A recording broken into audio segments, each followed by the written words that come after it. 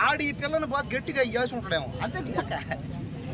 ఎందుకంటే ఇతనికంటే అతను కొద్దిగా గట్టిగా దెబ్బేసి ఉంటాడు అట్ట ఉంటుంది.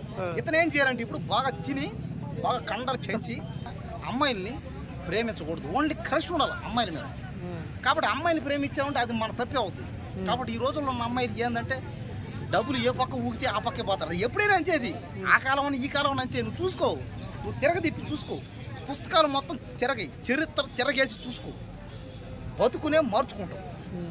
ఎందుకంటే చరిత్రలో చూసుకుంటే ఏ అమ్మాయినా సరే, ఏ ఆడదైనా సరే, పెళ్ళైందన్నా పెళ్ళికైనా సరే, డబ్బులు ఏ పక్క కాలుంటే ఆ పక్క పోయింది. ఎందుకు చూసుకోరు ఎక్కడైనా, ఎవరో నూటికో కోటికో ఒకటి తప్ప మిగతా వాళ్ళందరూ అంతే. ఇప్పుడు అంతే, అప్పుడు అంతే, ఇప్పుడు అంతే. కాబట్టి ఎప్పుడైనా అంతే ఇది.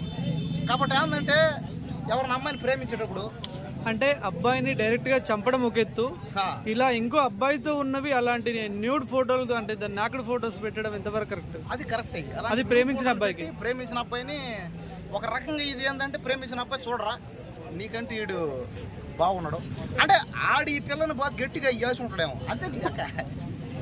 ఎందుకంటే ఇతనికంటే అతను కొద్దిగా గట్టిగా దెబ్బేసి ఉంటాడు అట్ట ఉంటుంది.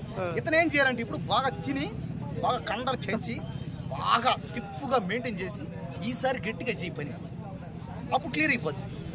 అంతేగాని నువ్వు మెత్తగా చేస్తే జరగవు పనులు. అందుకని గట్టిగా ఏదైనా ఎవరైనా ఒకటే ఆడ. అంటే తను అంతగా ప్రేమించిన అమ్మాయి ఇంకో అబ్బాయితో అలా చూసినప్పుడు అబ్బాయి పరిస్థితి ఏంటబ్బా?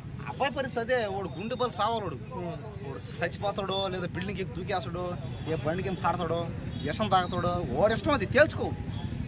తర్వాత లేకపోతే అమ్మాయి మీద కోపంతో డబ్బు సంపాదిస్తావా, జీవితంలో పైకి వస్తావా తేల్చుకొని జీవితాన్ని డిసైడ్ చేసుకో. ఏ అమ్మాయిని అంతే ఊరికే పైకి యాక్టింగ్ చేస్తారు అందరూ అమ్మాయిలు అంతే. ఎవరైనా